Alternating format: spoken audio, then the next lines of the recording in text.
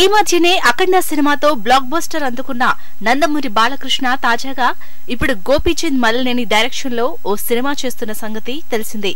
ఈ మధ్యనే క్రాక్ సినిమాతో సూపర్ హిట్ ను అందుకున్న గోపీచంద్ మలినేని ఇప్పుడు బాలకృష్ణతో ఒక మాస్ ఎంటర్టైనర్ తో ప్రేక్షకుల ముందుకు రాబోతున్నారు. ఇక ఈ సినిమా తర్వాత బాలకృష్ణ బోయపాటి డైరెక్షన్ లో ఓ సినిమా చేయబోతున్నట్లు వార్తలు వినిపిస్తున్నాయి.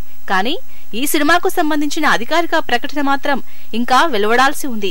అయితే తాజాగా బాలకృష్ణ ఒక మల్టీ స్టారర్ సినిమా చేసేందుకు సైన్ చేసినట్లు వార్తలు వినిపిస్తున్నాయి. తాజాగా బాలకృష్ణ మరియు రవితేజ హీరోలుగా ఒక మల్టీ స్టారర్ సినిమా ప్రేక్షకుల ముందుకు రాబోతున్నట్లు వార్తలు వినిపిస్తున్నాయి. అయితే ఈ సినిమా కోసం నిర్మాతలు ఒక డైరెక్టర్ ను వెతికే పనిలో పడ్డట్లు తెలుస్తోంది. ఈ మధ్యనే బాలకృష్ణ హోస్ట్ చేసిన అన్స్టాపబుల్ షోకి గెస్ట్ గా వెళ్లిన రవితేజ తమ మధ్య ఎలాంటి విభేదాలు లేవని క్లారిటీ ఇచ్చారు.